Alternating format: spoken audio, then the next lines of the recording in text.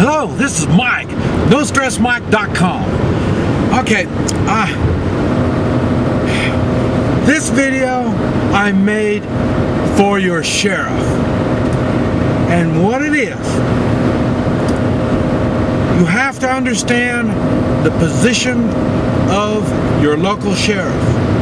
The sheriff is the #1 law in the United States. Everything has to go through the sheriff. Kind of like Holder's doing now.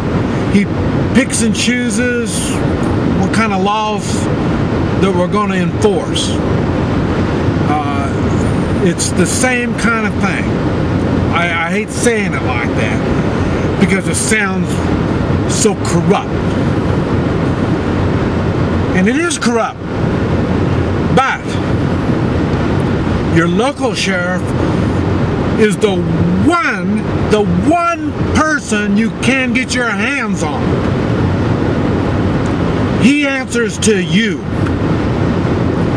His wife shops the same place your wife shops. You see him on the street.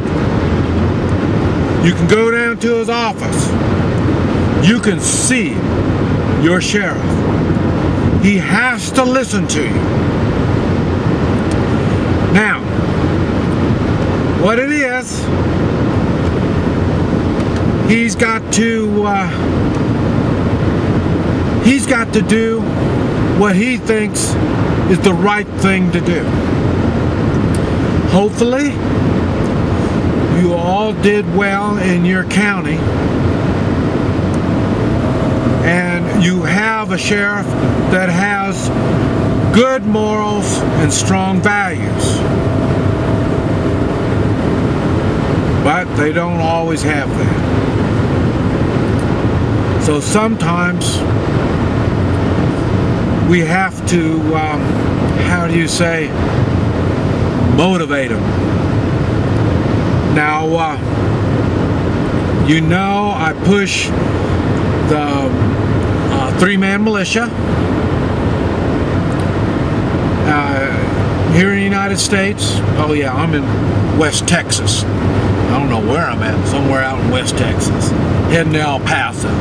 But anyway,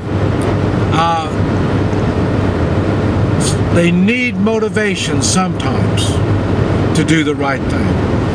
Sometimes they already know the right thing and they want to do the right thing. But doing the right thing seldom is easy. So he needs to know he's got support. Now we're right back to 3-man militia. Once you get your militia, it doesn't matter what it's doing, anything other than guns. Just the name militia already says there's guns involved. So whether it's militia in gardening, militia in food preparation, food and water purification, it doesn't matter. Once you get your 3-man militia going, and you have the other 2, and maybe you'll have a 4th one join, maybe even a 5th one join. They want to learn all this stuff. And then once you get established and you really do know something, you as the #1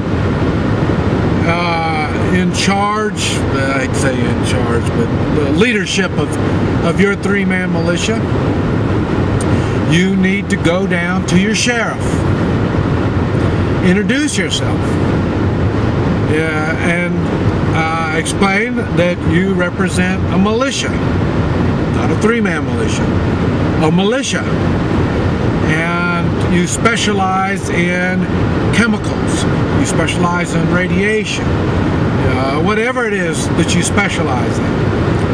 And let him know if there's a wreck over here and it's a chemical truck, and you know, the state is going to send somebody out there, but by the time the state gets there, no telling what's going to happen. You're right here, right now, and you can dispatch a team out to help explain what the situation is. And this way, the sheriff, he's already got his deputies, but now he's got even more people behind him.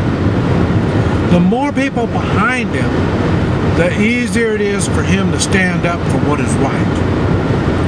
And I say, he can call you on any kind of emergency, but this is the kind that you specialize in. But like I say, he can still use your help for traffic or tell him what it is that's going on. In time of disaster, the sheriff needs lots of help. And as a militia, that really is one of your responsibilities.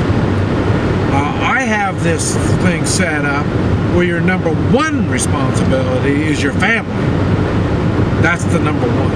I've had to have that before when my family was in danger and I had two people I could call at a last minute notice, so I had help.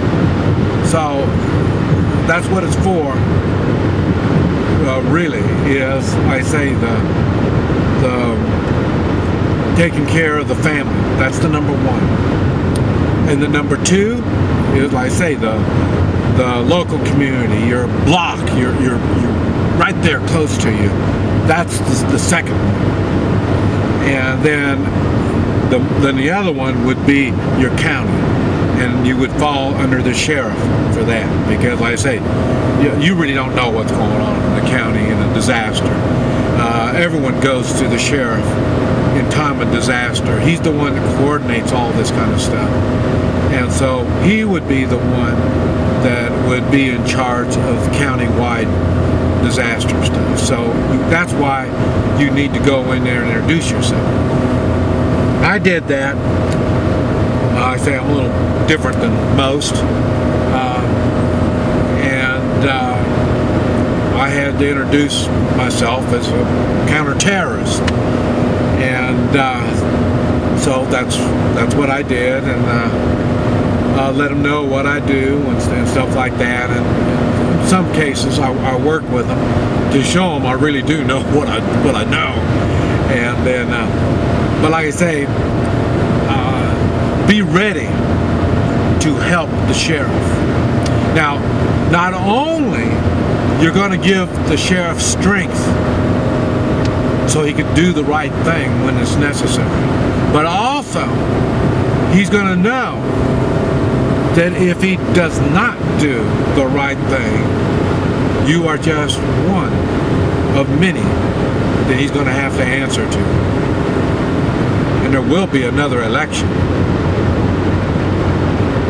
And this is something that we can do in our community. We can take control of our local community, but we got to get off our butt and do it. And as an individual, you're really limited on what you can do. But as the representative of a militia, according to the sheriff, you can do more. But you really do need to do that. Get yourself organized in a 3-man militia, and then report to the sheriff and let him know he's got your backing. And I'll tell you, the more people you can help, the better it's going to be. This is Mike, NoStressMike.com.